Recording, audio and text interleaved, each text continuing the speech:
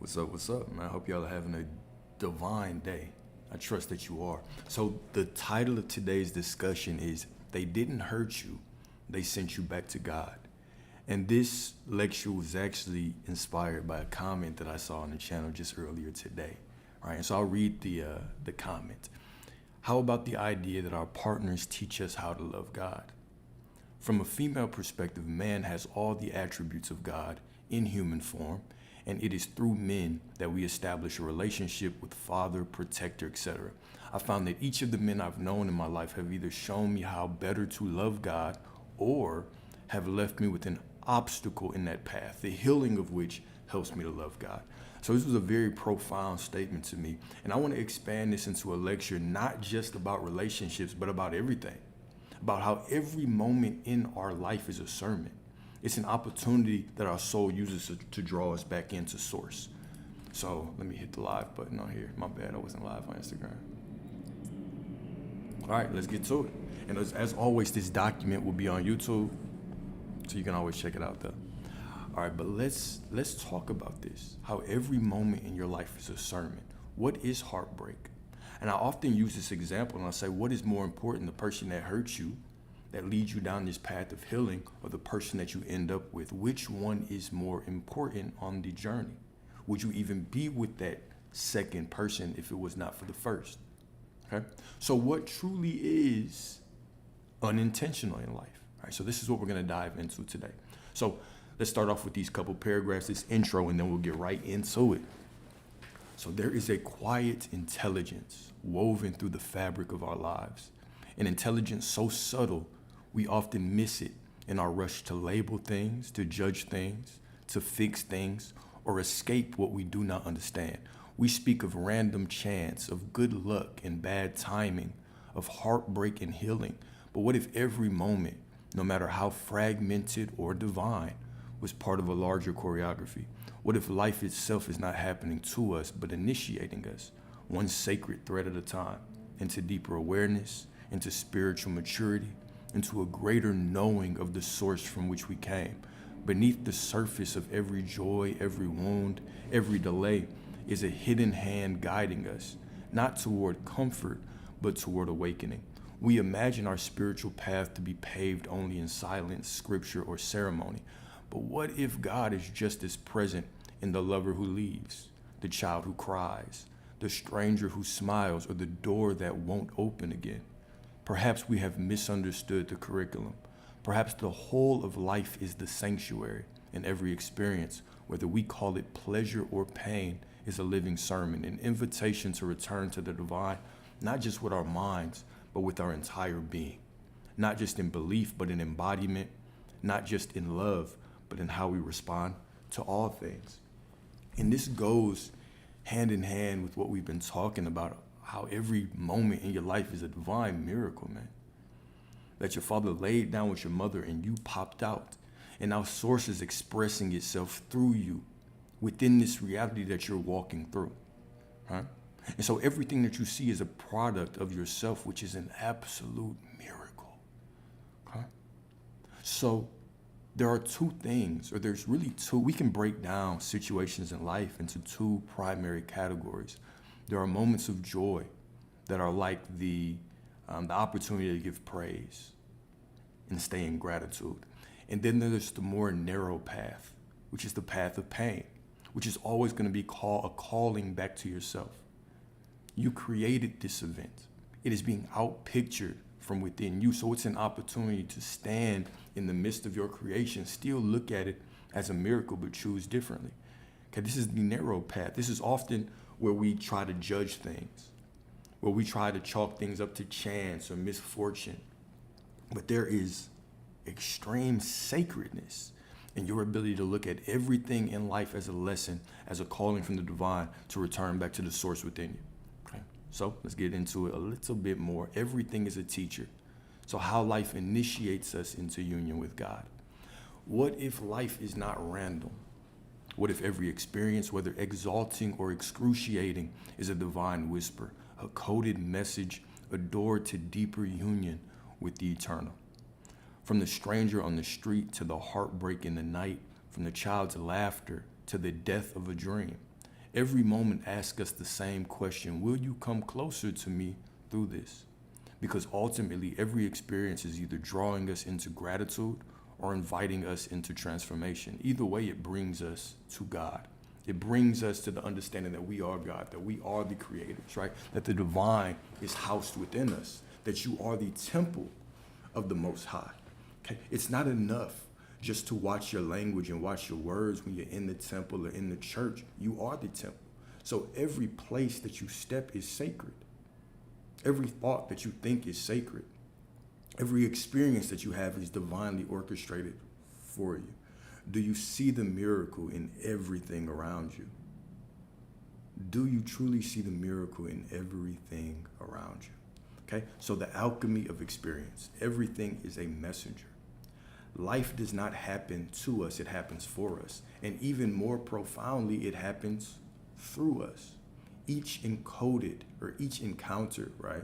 Each encounter is encoded with the spiritual assignment, the blessing that invites praise, the prosperity, that honeymoon phase, meeting someone and all of a sudden life feels more sweet.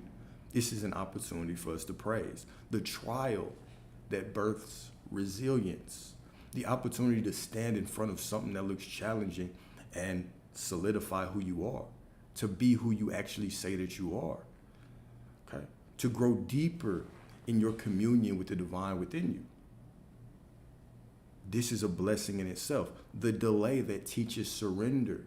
When you are in that moment when you have no choice but to surrender, we sometimes might call it rock bottom. You don't know what to do. You don't know which way is up, which way is down. You are like the seed that is planted in the ground. Quote unquote, have the faith of the mustard seed. You don't know which way is up. You just are in the darkness. And the only way to get out of it is through surrendering, is by having faith in that God within you. And then your path can be illuminated, right? That delay is sacred. That moment is sacred. It is the moment where you are being reborn. It's the metaphysical or the metaphorical womb, okay? Where an old version of you has to die. The version of you that thought you knew exactly what you're doing, you have to die, and you have to rebirth this version of you that surrenders to the God within you, that walks in faith and not by sight because you can't see shit. This is a sacred moment, okay? The injustice that demands integrity, okay? You could be an eye for an eye type of person, but if you understand the sacredness of life, that everyone is just a reflection of me, even more profoundly, everyone is just an outpicturing of something within myself. Everyone is me. So whatsoever I ask in the Father's name being I am, if everyone's a reflection of me, then whatever I declare myself to be, whatever I declare anything to be, it is a prayer, and it will be given unto me, because this is universal law, right? So an injustice that is done to me or to someone else, that requires my integrity, requires me to do more than forgive and just not forget, but requires me to see that person as perfect, as divine, as a lesson. This is a test. This is a holy test. Who are you going to be? How do you treat yourself? How do you see yourself? Okay? So whether we understand it or not in the moment, the soul recognizes this too is holy. The soul always recognizes that everything that we walk through is holy. Okay? Everything that we walk through is holy. Okay? The sacred is not found only in temples and texts, but in traffic jams, betrayals, breakthroughs, and tears at the kitchen sink. When you cry yourself to sleep, when you cannot sleep because your heart is so broken, this is sacred. This too is holy. This too is a calling back within yourself. Can you be the alchemist? Can you transmute that pain into beauty? This is what you are. This is your natural state. There is no loss. There is no lack in the kingdom, and the kingdom is within you. Are you the one who is able to transform whatever you're feeling into something divine? Okay. One of the things that I used to always hear from women whenever I had a fetish for dealing with women who didn't really like me like that, right, was you think too much. You overthink. You overanalyze everything. Okay? And at a certain point in my life, just like at a certain point of all of our life, some of the critiques that we hear from others can start to push us down, right? Can start to make us question, well, do I? Do I need to silence the divine within me? It wasn't until I actually embraced who I was that I turned that overthinking into a superpower. It is us, it is how we embody who we are. It is how we see that everything that is highlighting certain insecurities within us, it's just pointing us back to our divinity. It's pointing us back to our superpower. Do you love these aspects about yourself? Because only when you love them can other people love them. Only when you love these things about yourself, as within, so without. Only when I accept that my quote unquote overthinking makes me deeper and more profound than most people, allows me to see the beauty in life greater than other people, allows me to see the sacredness in heartbreak greater than other people. It was only then that other people began to love that within me. But the profound part of it is that they are all me. They are all you. They are all reflections of you. So do you love yourself? Do you love the parts of you that people put down? Okay, we can talk about this from physical traits, people that are teased for having big lips when they're younger, and then they grow to love them, and as they're older, the world embraces that aspect of beauty within them. Do you love the parts of you that are persecuted? Okay, the parts of you that people put down. Okay? So the sacred is not found only in temples and texts, but in traffic jams, betrayals, breakthroughs, and tears at the kitchen sink. If you got a question, I'll probably have to copy and paste it at the end because I'm kind of in flow state right now. So from both sides, right, masculine and feminine eyes.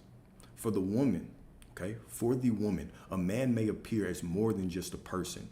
He becomes a symbol of the divine masculine, of strength, structure, provision, and protection. For the man, the feminine may awaken his heart, stir his soul, and reconnect him with his own vulnerability. Okay? So for the woman, okay, for the woman, when he wounds her or walks away, she is called to look higher. Was I worshiping the vessel instead of the source? And then for the man, if she challenges his ego, leaves him, or mirrors his unhealed parts, she becomes the catalyst for transformation, not punishment, but purification. In this way, both man and woman experience the divine not only in union, but also in disruption, separation, and self-discovery.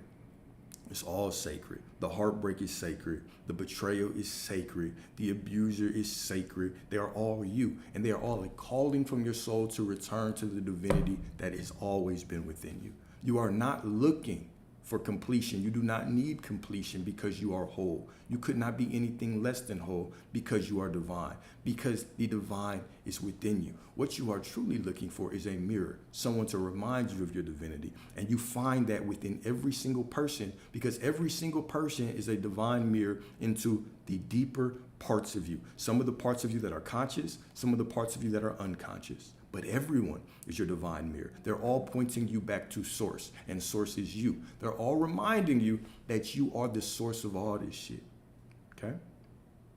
So in this way, both man and woman experience the divine, not only in union. You don't only experience the divine in the quote unquote divine counterpart, but you experience the divine in the betrayal, in the person that causes you to go into that season of solitude and dig deeper within yourself and say, what parts of me have I been abandoning, overlooking, betraying, looking for completion in another person?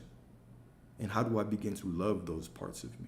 That way I can show up more fully. And then you go into that season of solitude where you go into the ground like the seed, where you go back into the darkness like the child or the fetus in the womb. You have this season of isolation where you are rebirthed at the end of it as a more divine person. It's all metaphorical. It's all metaphysical. You sit in that womb for however long it takes. Some seeds take a month to grow. Some take years to grow. But you sit there and you allow that energy to wash over you, that quote unquote feminine energy to wash over you while you're in that womb. The masculine energy is what takes that old version of you and puts it on the altar and sets the altar on fire, and you kill that old version of you, that old version of you that required that external validation. Hell, even the old version of you, because we create versions of ourselves with every experience. You meet someone, y'all fall in love. There's a version of you that sees the rest of your life together.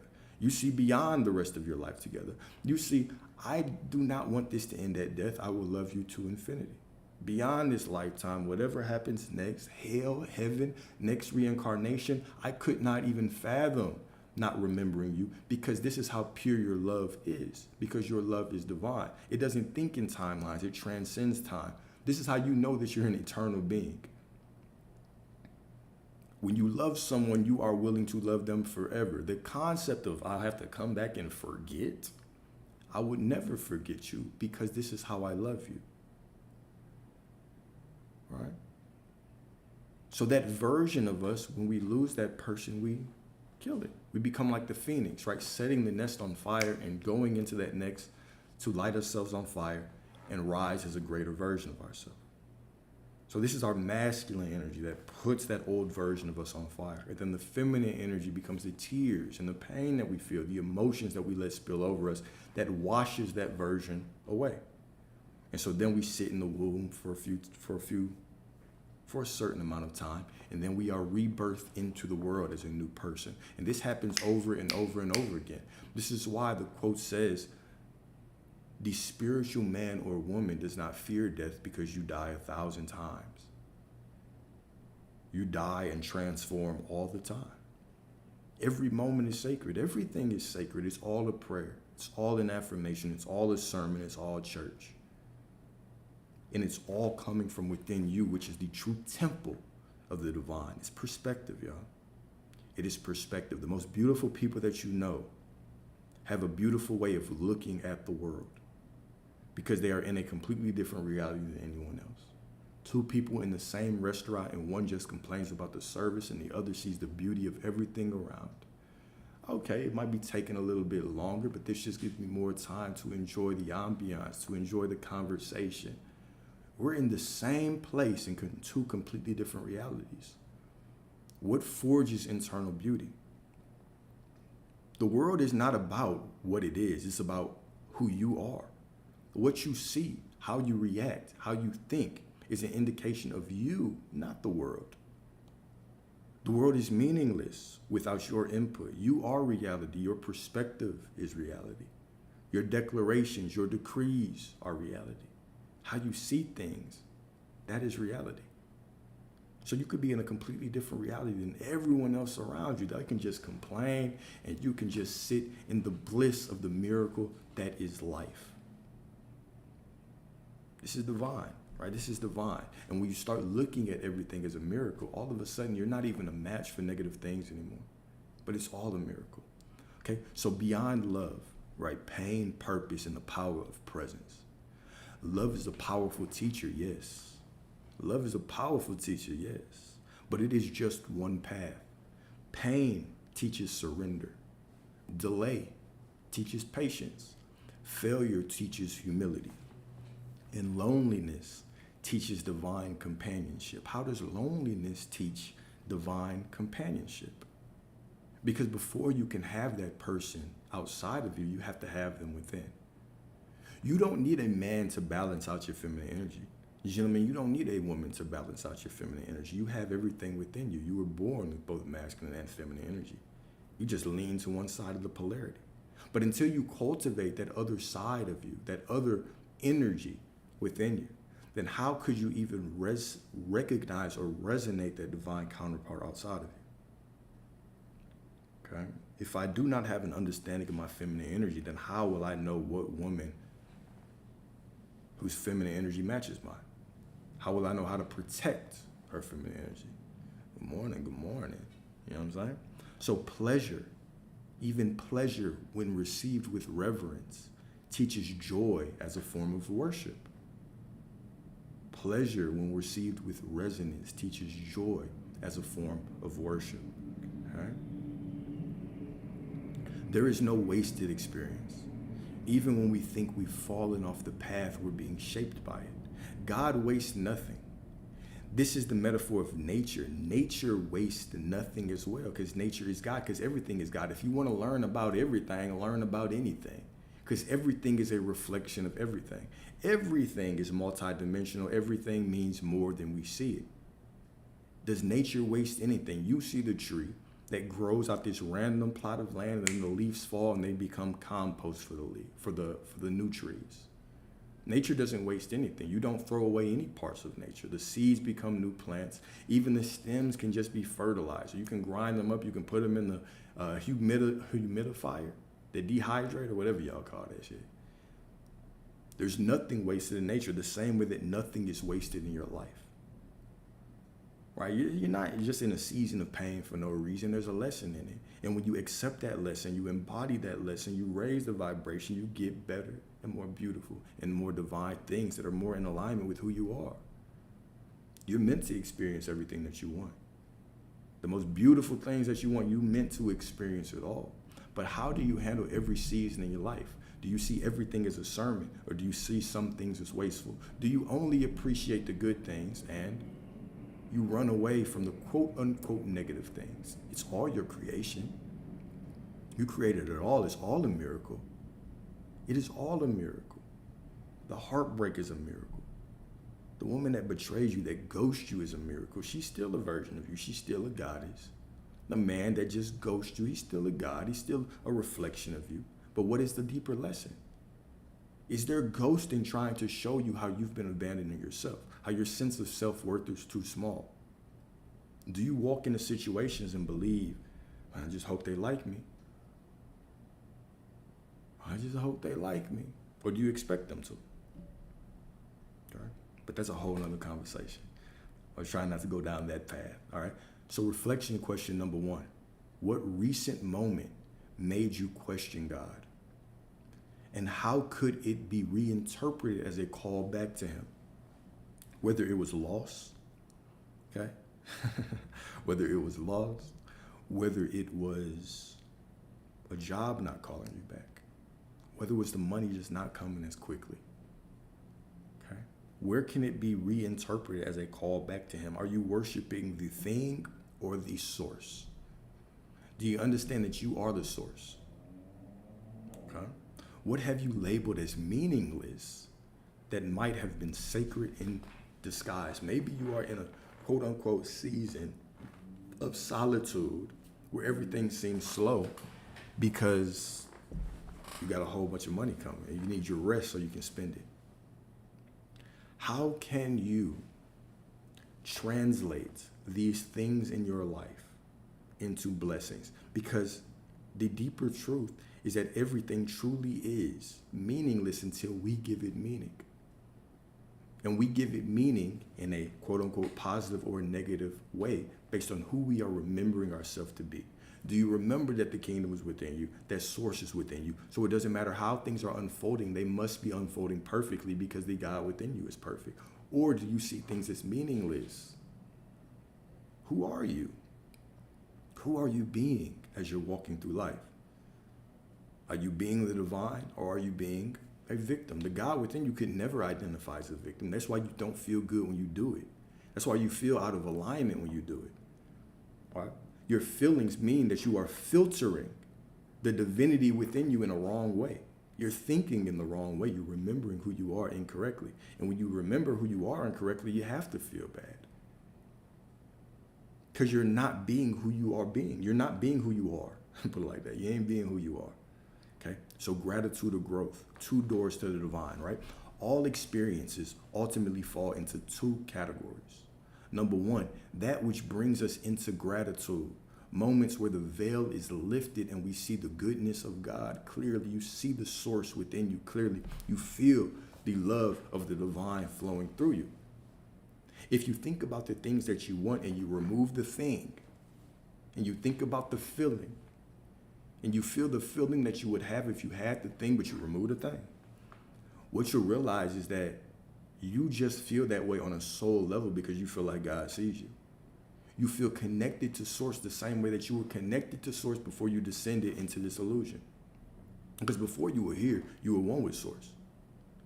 And then you descended into bones, into flesh, you got blood, you descended into matter, and you forgot. You forgot you were the dreamer within a dream. Okay? And so when you have these things, it makes you feel like you're connected again. Like, God is giving me things, right? Because when you're connected to the source, there is no loss, there is no lack, there is no want, there is no nothing. Because you are all that there is. But when we come down here and we start looking at reality as separate, I see myself as here and I see that thing over there and forget that it's all just an out picturing from within me. It's all a miracle. Well, of course I feel lack. And what you'll realize is when you think like this, there's no amount of external things that can ever give you validation. There's really no amount of external things that could ever give you validation anyway, because you are infinite. You are all those things. You are everything. So no one thing could ever give you validation. You're always just going to want more. You are everything. This is your nature. You're infinite. The divine within you is infinite. All right? And so this is the same when we think about it on the other side of the spectrum. The other side is that when you're not receiving the things that you want, how do you feel? If you remove the thing and you just feel that feeling of lack, what is that on a soul level? You feel like God's not flowing through you, like God doesn't see you. You don't feel seen. But it's not that the Most High is not within you, because God can't leave, right? It's that you have put up a filter and you're forgetting that all these things are you anyway. And just as easily as you created this situation of lack, you can create this situation of prosperity just by changing your perspective. All right? So the feeling of lack and the feeling of desire or wanting, the feeling of desire, right, and the feeling of lack are really the same thing, they're just put through different filters. Because the divine urge is sacred. You're supposed to want everything because you are source. You're supposed to want everything because you are source. You are everything. God created everything. God is within you. Of course you want everything because you are source. But when you forget that all of this came from within you, when you forget that you are inside of an illusion, inside of a dream, when you forget that everyone is you, everyone is a divine aspect of you, and you look at something that you do not like out there, you start to shrink yourself to the level of that thing and you fight against it and push it away, you try to ignore it and suppress it, you're forgetting who you are. Love it. It's a miracle. You created it. It's a miracle. And just by seeing it as a miracle, because things that you don't like that are outpictured have a vibration. And if you react to them like you don't like it, guess what? If you don't like it and it has a vibration of something you don't like and you react like you don't like it, y'all match. So it has to stay. It has to give you more. But when you look at it as the miracle that it is, you don't respond to it like it's negative. You just look at it as a miracle. You're not in alignment with it anymore. It has to fade away and be replaced with something that's more in alignment with you. This is the miracle of looking at life as a miracle. Okay? So gratitude is the easy door, right? And growth is the narrow gate. So all experiences ultimately fall into two categories. I don't think I said both. Number one is that which brings us into gratitude. Moments where the veil is lifted and we see the goodness of the God within us clearly. You see it clearly. Good morning. And then you have that which offers us a chance for growth. The experiences that stretch us, break us open, or confront our illusions, confront your limiting belief. What is a limiting belief? A limiting belief is anything that makes you forget that you are source. That is the limiting belief, point blank, period. If you believe that there is a subconscious mind controlling you, keeping you from the things that you want, that is a limiting belief. If you think that all women ain't shit, that is a limiting belief if it keeps you from what you want. If you think all men ain't shit, that is a limiting belief if it keeps you from what you want. We have to remember that life is meaningless until we give it meaning. Life is the all-seeing eye projected from within you. This is what the all-seeing eye is. It's projected from within you. So every single person, every single situation is always looking at you, saying, what do you believe? What do you expect? What do you desire? Not even desire. What do you believe and what do you expect? And then the moment that you have that expectation and belief, boom, the world turns and faces you and starts to move. One of the things that it did bother me a little bit, I won't lie to y'all, it bothered me a little bit, is every once in a while I'll do a post that's more so an affirmation. It's just more so affirmation. I did one for women yesterday. And a lot of the comments on it from men and women are very limiting. It's, you know, you see how the world programs us. And there was a lot of women that were just saying, you know, being a good woman, you're not appreciated. Men walk all over you. And then there were men saying, oh, this is rare. You're not going to find this. And what I truly realize when I see comments like this is it goes back to reality. we all can live in the same world but be in a completely different reality. In my life, there's no shortage of good women. I meet no shortage of good women. I meet good women everywhere, right? And I know a lot of good men as well. But it's very interesting how when we have expectations about life, whether we believe that those expectations are rooted in quote unquote reality, even though reality is just an outpicturing of us, and reality is just mirroring our beliefs and expectations, when we believe that reality is solid, we shrink ourselves. Okay, we deny ourselves the opportunity to experience life as source. And it's a very sad thing. It's how the world programs us. So a lot of us, we weren't born like that. We were not born thinking that all women ain't shit, or that all men ain't shit, or thinking that all men just don't appreciate good women, or thinking that women don't appreciate good men. I believe women appreciate good men, and I believe men appreciate good women. I believe there's a lot of good men and a lot of good women. Okay? But we will look out in the world and somebody will hurt us. Okay? For whatever, well, the reason they hurt us is because of us. It's because of our beliefs crystallizing within that person. Okay? And so we will be in a place of pain, and then we'll hear someone who will emotionally speak to that pain. They'll talk about the nature of women. They'll talk about the nature of men. And it'll resonate with us because we're going through some things, and we'll embody that belief, and then boom, our reality just shifts to match it. We're like, oh yeah, you're right. The 2 women out of the billions in this world that I experienced were just like this. And so now all women must be like that, or all men must be like that. And we put this blanket over the world, and now our expectation has to be mirrored back to us. And so it doesn't matter how much you hope. If you have an expectation, that expectation has to be mirrored back to you. This is why even people who have been through shit, right? And they can think all men ain't shit, all women ain't shit, and they could actually find a good person. And what's going to happen is they're going to ruin that situation. Or they're going to push that person into doing them wrong, therefore confirming their expectations and their beliefs. So we have to confront our beliefs. We have to.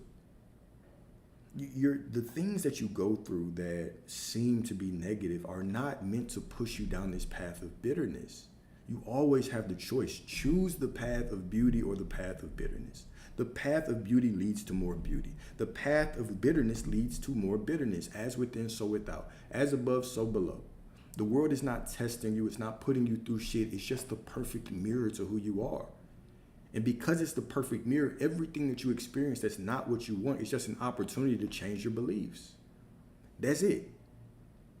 Everything that you experience that you do not want is an opportunity for you to change your beliefs. And the moment that I choose differently and I embody who I want to be, that new reality is immediately projected out from within me, and the entire world shifts, looks at me, sees my belief, and acts accordingly. And the only thing that is keeping you from being in that new reality is that you refuse to believe that you are that new person right now. Everyone is reflecting you. The example I give, I could have a twin brother. You could have a twin brother or a twin sister. One of you believes all women ain't shit. One of you believes that all women treat them like a god. And y'all can live in the same building, go to the exact same places together, and have 2 completely different realities. It is your belief. It is not these women. It is not these men. It is not these situations. They are all based on you. They're all just a reflection of you. And the moment that you wake up to your divinity is the moment that life becomes more beautiful. Why would you entertain beliefs that are not in alignment with what you want? You might give me the bullshit answer and say, well, I just have to be realistic. Define what realistic means. How come when people say they want to be realistic, they just start thinking of negative shit? But then when you start thinking of positive shit, they say, oh, you're being delusional. I'll be that because my reality is better. The beliefs I have about myself allow me to experience reality in a much better way. I believe that women love me. I believe that people appreciate my knowledge. I believe that life is good to me, that everything always works out, that God is within me, that every situation is an opportunity for me to choose what I want. And therefore, life plays its part. Why would I go back to quote unquote being realistic if it never gave me what I wanted? It's a simple shift. Look at life as a miracle. It's all happening from within you. All of it. Okay? Gratitude is the easy door and growth is the narrow gate. This is the road less traveled. Most people would rather play the victim role. But the road less traveled is much more rewarding. The path of self-accountability, true self-accountability, is all my fault. All of it. And because it's all my fault, that puts me in a brilliant position to change it all. I look at it all as a miracle. Damn, you mean I created this lack of money? Oh, how beautiful. I created this woman cheating. Oh, how beautiful. That means I can change it. What was I thinking? How was I identifying? Maybe I didn't expect her to cheat, but did I identify as someone who gets cheated on? Well, if I did, I just changed my belief instantly. And it's not by working. It's a simple assumption. It's simply an assumption. I just changed who I believe, who I know that I am. There's no work. I'm worthy of that new assumption right now. Worthiness is not a feeling. It's not something to conjure up. What is the feeling of worthiness? Please describe the feeling of worthiness. It's not a feeling. It's just an assumption. When I assume it, okay, I don't get cheated on anymore. All right, when I assume that now I'm worthy of everything that I want, boom, that's it. I switch that assumption. And so when we think that an assumption or being worthy takes work, we're communicating that we're not worthy. But this is how the world programs you. You have to be worthy of your parents' love, worthy of the grades at school, worthy of the promotion at work, worthy for the church. You have to tithe. You have to do all these things. You have to be a member so you can put them on your tax returns. You got to do all these things to be worthy. When God is within you, so how could you not be worthy? How could you possibly work to be that which you already are? Strip yourself of the bullshit programming. You're worthy whether you feel good, whether you feel bad. Whether you feel disciplined or not, you are just worthy because you assume yourself to be, because you declare it to be so, because you say it. That's it. You are loved because you say it. You could not be anything but love. You could not be anything but worthy because you breathe oxygen, because God is within you, you are worthy. And the only thing that is keeping you from being worthy is you refuse to believe it. You refuse to know it. That's the only thing that's keeping you, is that you think it's a feeling. But if you think worthiness is a feeling, if you think assuming that you are a new person is a feeling, then you will go outside and somebody will cut you off in traffic, and all of a sudden you will feel upset, and you will try to suppress that feeling of upset because you think that worthiness is tied to some feeling of happiness. It's not. Try to maintain a feeling right now for the rest of your life.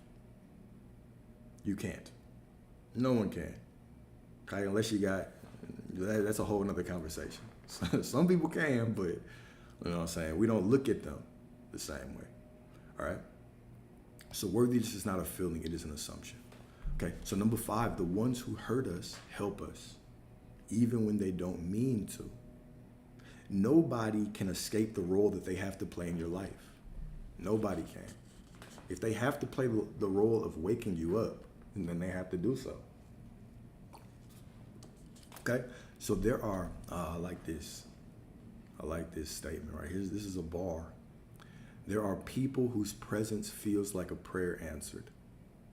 And there are others whose actions feel like a curse. But even those who trigger, betray, abandon, or offend are spiritual assignments. They show us where we still hold fear, pride, attachment, or expectation.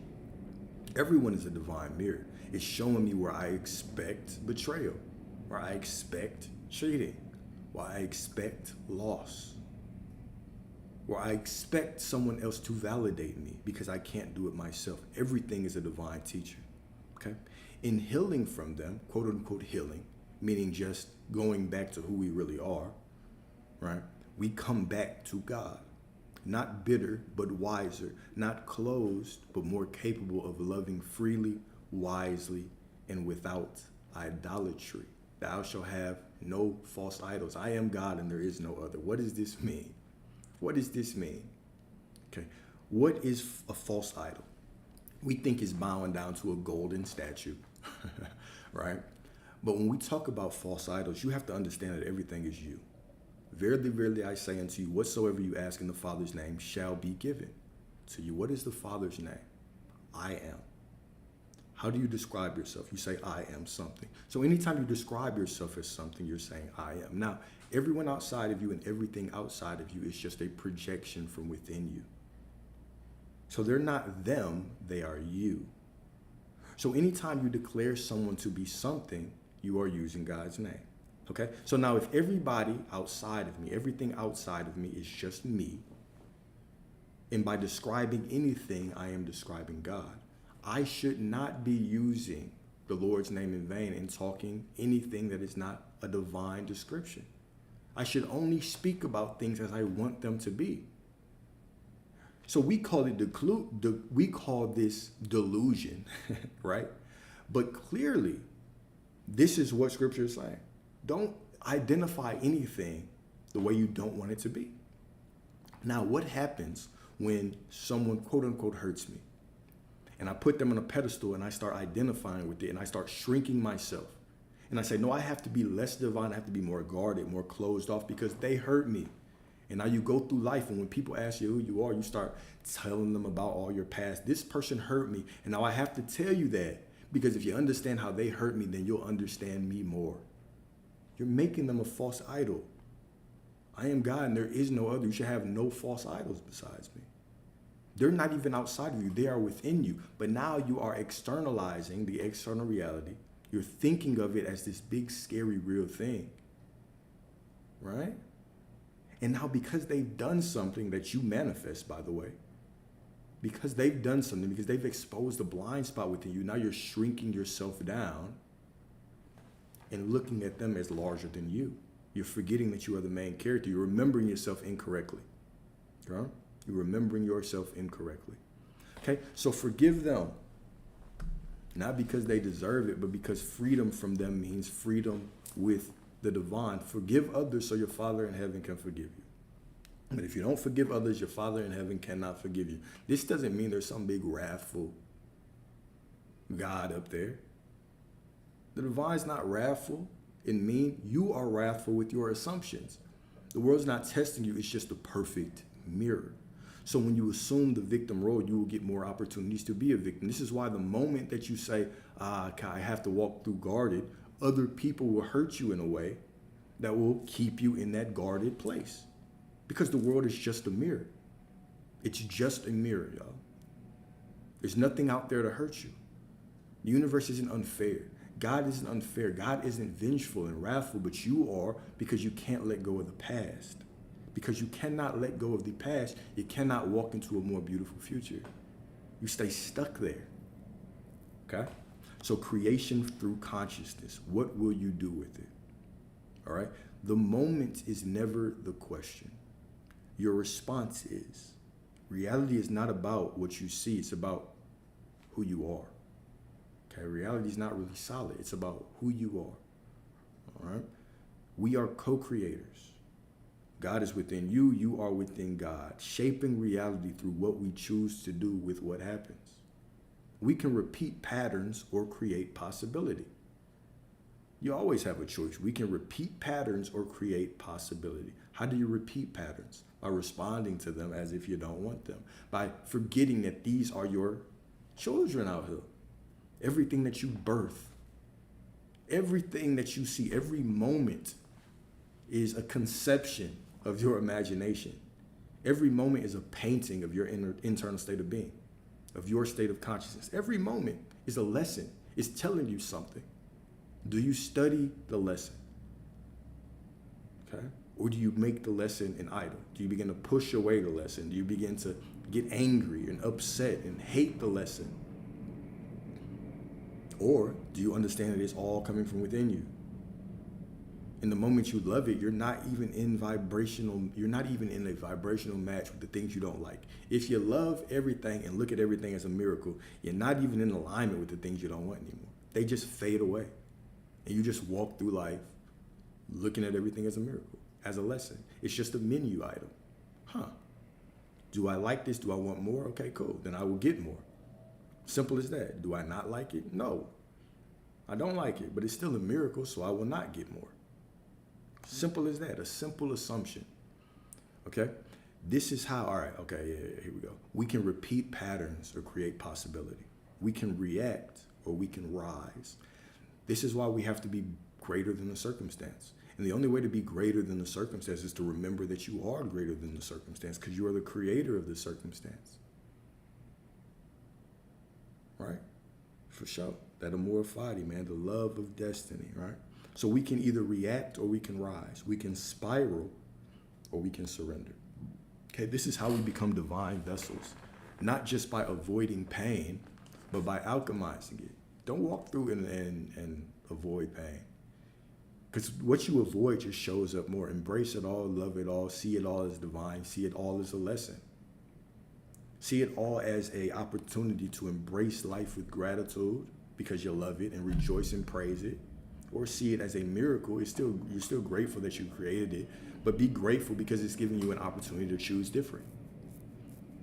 And the moment it gives you the opportunity to assume different is the moment that you assume. Before they ask, I will answer. Because God is you, or God knows what you want. So because I'm not reacting to this negatively, and I understand it's an illusion, it's just a projection from within me, it's just an opportunity for me to choose. I want something different. The Most High hears me immediately, and that path to get to things that are unlike this thing is illuminated. So I've just made another choice.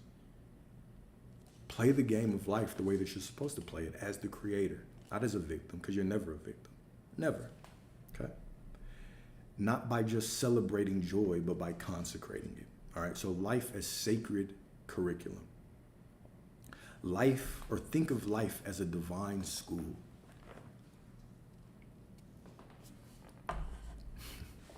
Yeah. All right, think of life as a divine school. Okay, each chapter is a classroom. Each chapter is a classroom. Each heartbreak is a test. Each moment of awe is a revelation. The goal is not to escape the curriculum, but to learn how to read it rightly. Not through the lens of ego, but through the eyes of eternity. Not why is this happening to me, but what in me is being invited to expand into love, truth, and God. Okay, how am I remembering myself incorrectly from this situation? Okay. So, in conclusion, right, the return is constant.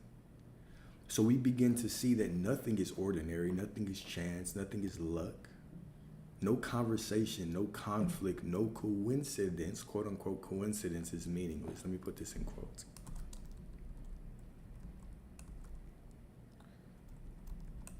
All right, so we begin to see that nothing is ordinary. No conversation, no conflict, no coincidence is meaningless. Every path, no matter how winding or painful, is an invitation. Come closer, know me deeper, trust me more. Life becomes liturgy. Suffering becomes sanctification. Joy becomes prayer. And everything becomes a way to love God better. Like I'll constantly say, and I say this in different ways, if you want to be the creator, the ultimate creator in your reality, then use everything as a test. Use everything as a choice. Okay, walk through life knowing that you are the divine and become greater than the situation. Understand that everything is a miracle, that you've created it all. That it's just showing you parts of you that maybe you've hidden, maybe you've suppressed. Right? It's showing you parts of you that think you're unworthy, parts of you that believe and know that you are worthy as well. And so every opportunity, everything that you see is just an opportunity for you to choose your way into a much more beautiful reality. You can have it all. But having it all depends on how you approach every moment. Do you approach every moment as sacred? Or do you just let these moments breeze by? Do you become unconscious? Because we've been in the car and we've been to this destination so many times that we just start driving through life unconscious. This is kind of how the American dream traps you into being unconscious, because most people wake up at the same time, drink the same type of coffee, eat the same kind of food, go to the same job on the same way to work, complain about the same coworkers, come back and have the same type of missionary sex with the wife, right? Go to the same type of bar, same type of events, go to the same church, hear the same thing over and over and expect change.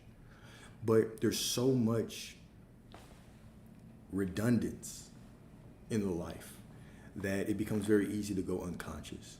So I'm not going to say that repetition is bad, because it's not. Repetition is actually reverence, especially when you aim it at the things that you want. But unconsciousness, that is where the sin is. That is where we miss the mark, is when we start going unconscious and we allow the loops of negative thoughts to just continue to circle in our mind. The same thoughts that we've been thinking circulate in our mind over and over, and we get the same reality, and we expect the same reality, but we hope for different, right? There is a issue there. What you are expecting is what you're receiving. Think about this in all the ways that you want. When you expect good, you get it. When you expect that money to start flowing in, you get it. When you expect that all women ain't shit, you get it. This is a game of expectation. What you expect becomes your reality. All right? So start using every opportunity that shows up in your life as a way to challenge your own beliefs, to get colder with who you are, to get closer with that source energy, that divine energy within you. All right? You are the dreamer and the dream. You are the source and the creation. Okay? You are the Alpha and the Omega. God is within you. You are within God, and God is within you. Both of them. Okay? You are everything. And the only thing that is keeping you from living the life of your dreams is a mere assumption that you are everything. You're beginning to choose differently. Okay? Moment by moment. Every moment is a lesson. Every moment is full of the dreams that you had last year, in the last moment. Start to look at it all as a miracle. There will be no reality without you. There will be no reality without you. Okay? So, in conclusion, really that was in conclusion. All right. Were there any questions? In conclusion, if y'all have any questions, we can talk about anything that y'all want clarity on, or you want me to go into more depth on. Let me open up this IG.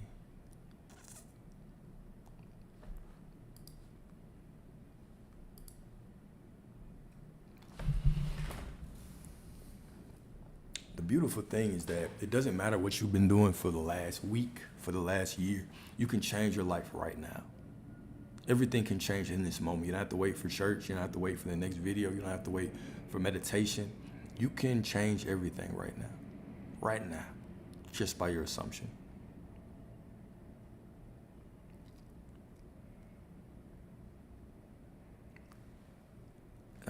What if someone is doing bad things that you do like, or that you don't like? I'm assuming you meant don't like.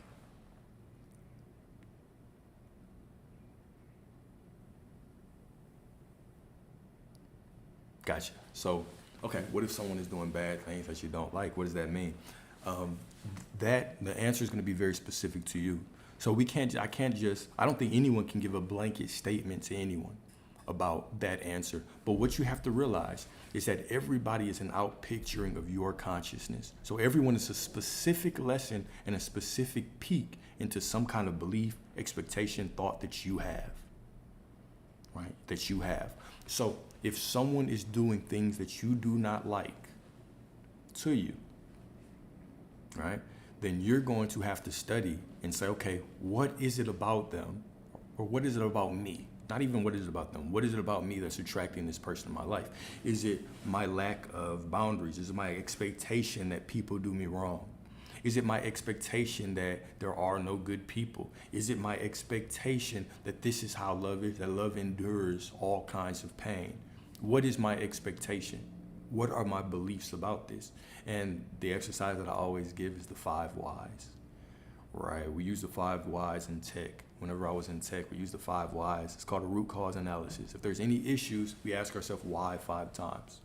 So what if somebody is doing something that I don't like? Okay, why do I put up with this? Boom, you answer that. Then you ask yourself why again. And then by the time you get to the 5th why, or if you cannot answer why anymore, that is where you actually start the work.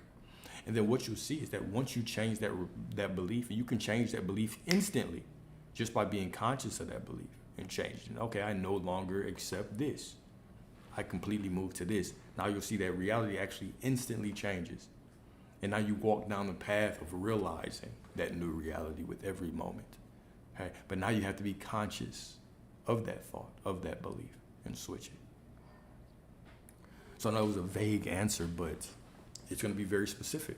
It'll be very specific to you. But it's always showing you something about yourself. Put it like that. It's always showing you something about yourself.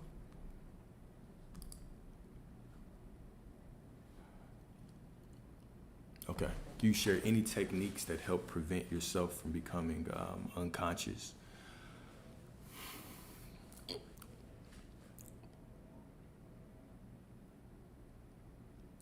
Techniques. I'm trying to think. I don't think I have any, man. I think consciousness is just something that you practice. It's just like discipline, right? Let me not put a limiting belief out there. Maybe there are certain people that can be 100% conscious 100% of the time, but we all have moments where we fall. Okay, this is seen in scripture all the time, right? This is even the story of Peter walking on the water for a little bit, staying conscious, and then starting to sink because he saw the thunderstorm. Sometimes we see things in our life that push us out of consciousness. But how long do we stay unconscious? Okay. That's always going to be the big question. So you might start today, or let's say that you start tomorrow morning and you wake up and you meditate. Okay. And then from that meditation, you have assumed, okay, I'm this person, I'm going to be conscious, I'm going to use every moment to choose. And you start walking through life and you're conscious for an hour. Then you fall off for a couple hours, then you get back conscious.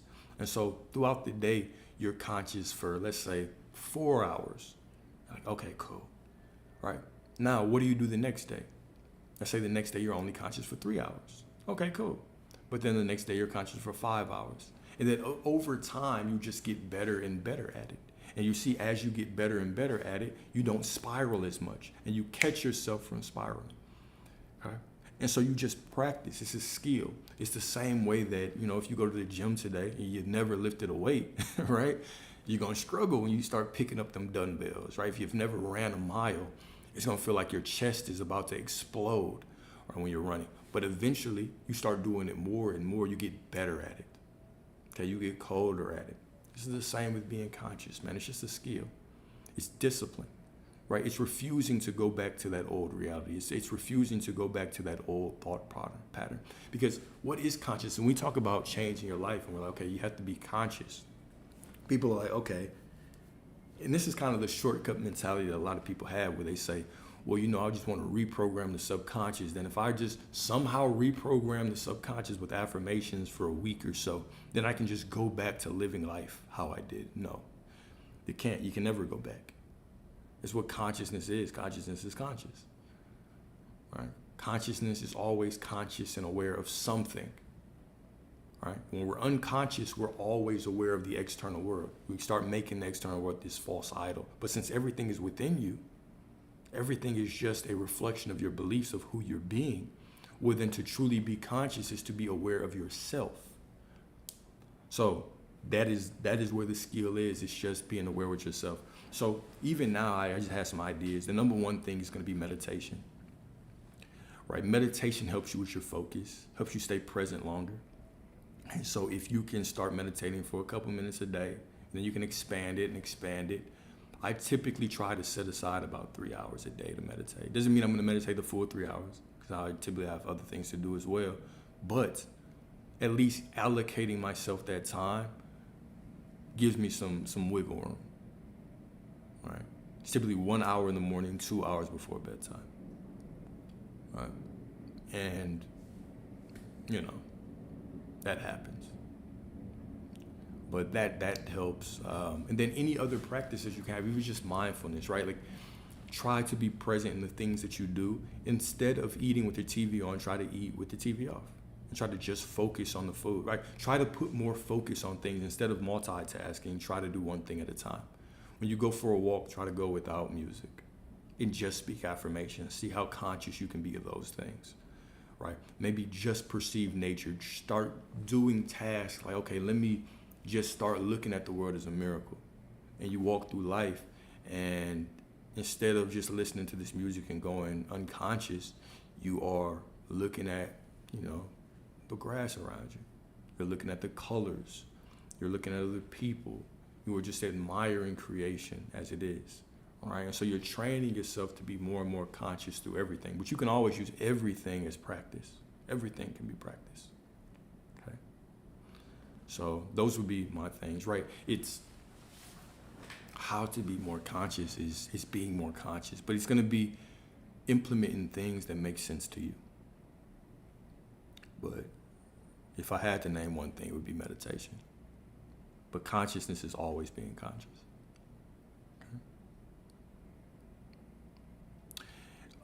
Okay? I just thought of something. So one thing that I've also been telling people that I work with to do is you want to be conscious, but if you find yourself spiraling, so let's say that you have found yourself thinking negatively for the last 5 minutes. Now what you are going to do is 5 times as much time as you were thinking about being negative, you have to be conscious of being positive. I don't care if you wait till before you go to sleep or whatever you do, but you are going to set aside time, or from that very moment, you are going to repeat affirmations that are positive for 5 times as long. So if you just went unconscious for 5 minutes and you caught yourself, now if you went unconscious and you were just thinking positive, you weren't thinking about shit, right, then okay, that's one thing. But if you actually catch yourself thinking negative, then boom, now you got 5, 10, 15, 20, 25. I think that's times 5. What's 5 times 5? 25, right? You got 25 minutes of positive affirmation. So set your timer and get to work, my brother. Get to work, goddess. Okay. And what this does is just it does a couple things. Number one is it just gets you used to being conscious of positive things. Number two, psychologically, you're realizing that you are being more conscious in a positive direction than a negative direction. And so now all of a sudden you feel like life is working out for you. Just psychological tricks. Now, does it matter if you do it 5 times as much? Of course not. You really only have to do it once. You don't have to affirm for God. God heard you the first time with what you want. But you're doing this for your own self. You're doing this to retrain yourself, to keep yourself in the right state of mind, to start breaking free of that programming that wants you to spiral into the worst case scenario. All right. But absolutely, it's a process.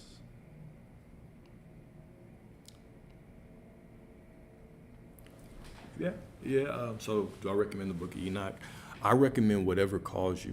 So when we think about spiritual texts, think about it like this. All right. So you have, of course, you have so many spiritual texts throughout the world. Each of them is just a perspective of the same thing.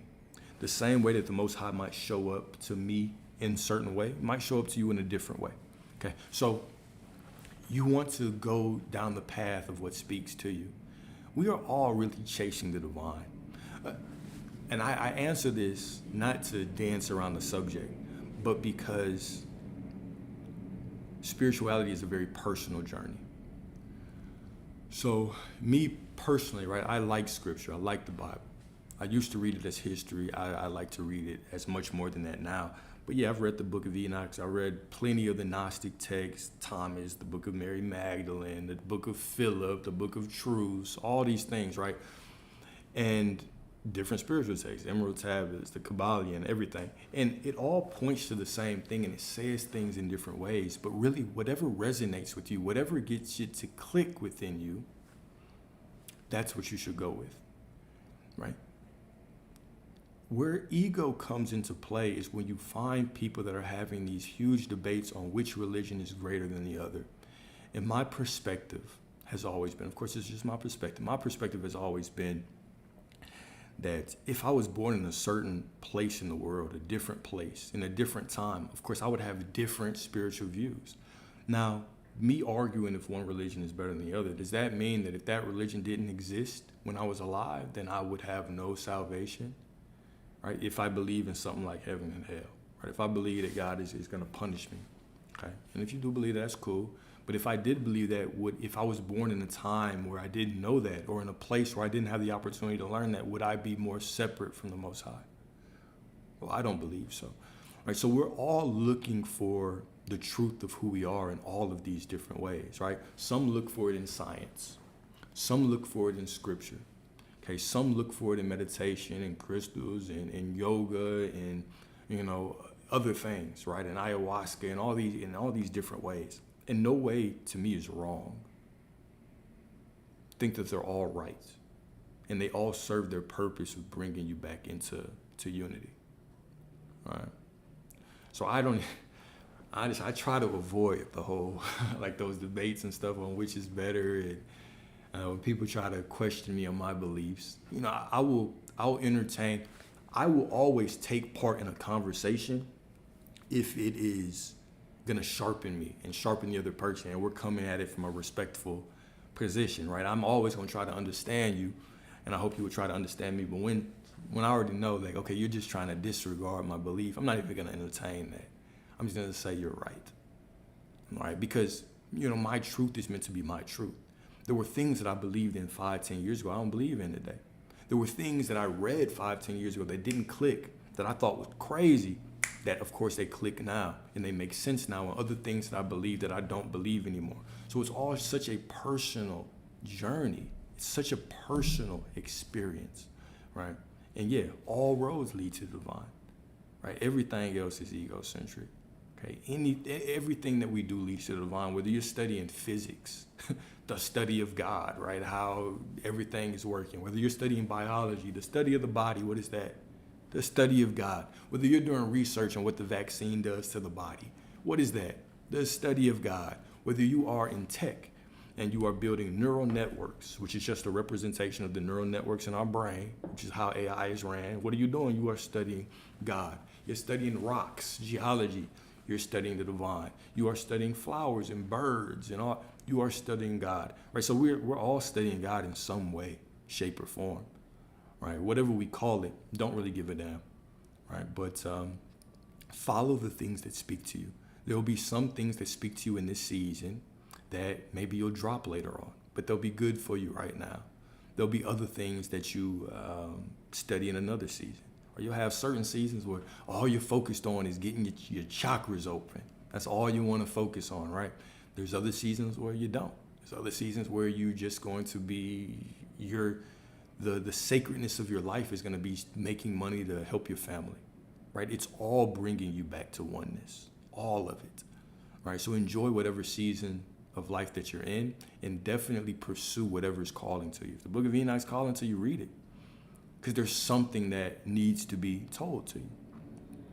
Right? But we can learn about the divine and everything. We can learn about the divine in dreams, in trips, all these things. The one thing that I always recommend is if you have major insight or something that sticks out in scripture, write it down. Okay, write it down in a journal, put it to the side. Maybe once a year, go and reread it. What you see is that you'll become the living document. Just like we say, like scripture is the living document. Scripture is just a representation of different aspects of you.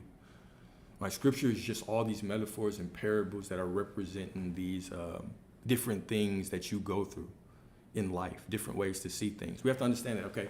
So when we were, let's say we didn't have the means to keep good records. How did we pass down information? Well, we would use stories. So your ancestors would sit around and they would make stories, elaborate stories, and they would teach the youngins.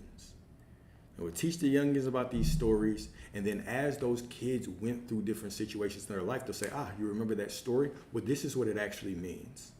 Boom, okay. Now they'll go through something 2 years later, and they'll say, okay, remember when I told you this was what it means? This is a deeper meaning of what it means.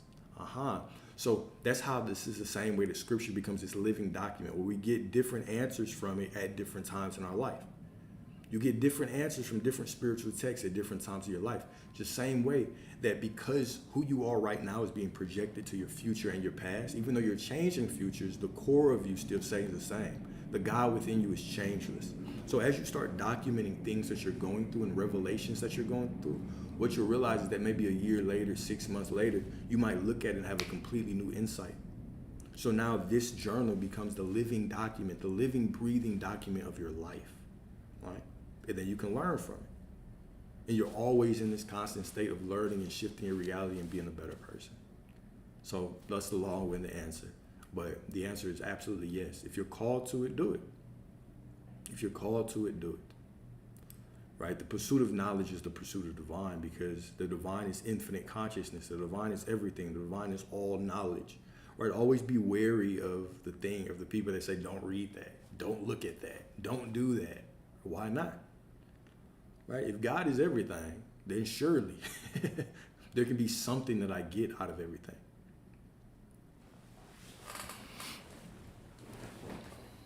So hopefully that helps.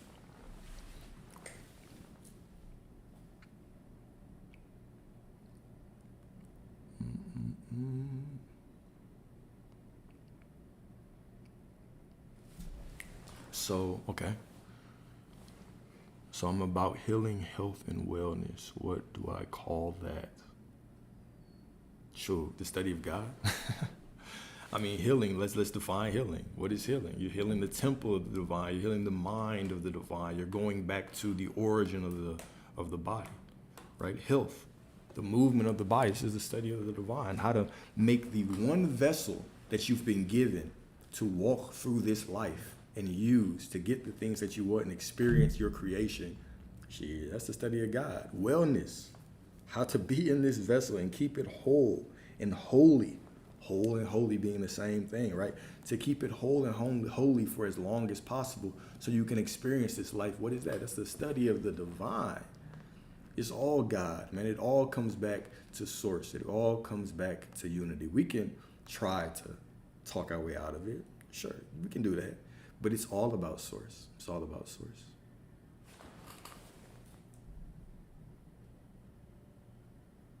It is all about source.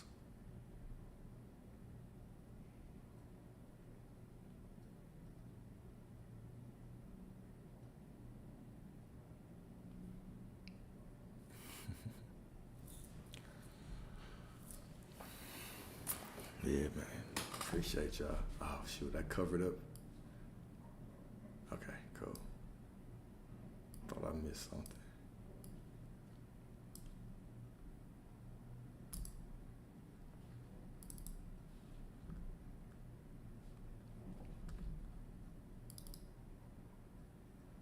All right, y'all.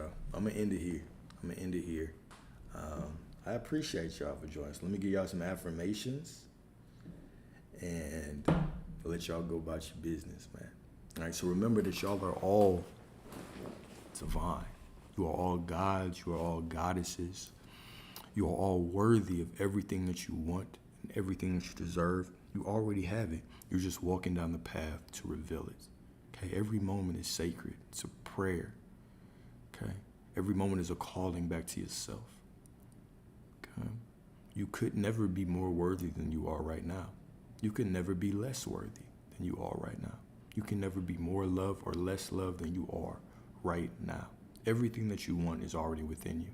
And every moment is giving you a moment or a chance, an opportunity to experience the miracle that is unfolding from within you.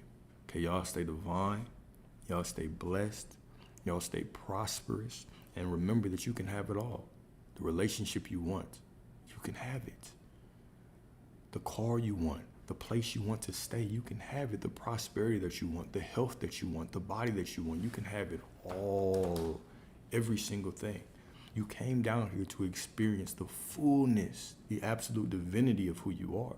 And since you are source, since God is within you, cannot be less than everything that you want and desire. Start looking at everything that you want as a divine promise. Start looking at every single moment in your life as a stepping stone leading you to that divine promise. Doesn't matter what it looks like. Take your human perception out of it. Your human mind always wants to judge. That's why people sit on the internet and make think pieces about everybody else. We always want to judge people. We always want to judge things as good and bad. How do you know? It's always unfolding for you. Always unfolding for you. Okay? Always. Now, so if y'all, of course, this link to this document is going to be on the YouTube. All the lectures are on the YouTube, right? And yeah, I do one-on-one. There's a Calendly link in the bio if y'all want help with, getting through any kind of limiting beliefs or just expanding your reality, getting into that life that you want. You can always hit that link in the bio. But y'all have a beautiful, beautiful day. I trust that you will. Right? And if you do not feel divine and prosperous, it's cool because I see you as that way anyway. So I know that it must be true. Okay, y'all have a beautiful evening, afternoon. Stay safe. Don't do anything I wouldn't do. Later.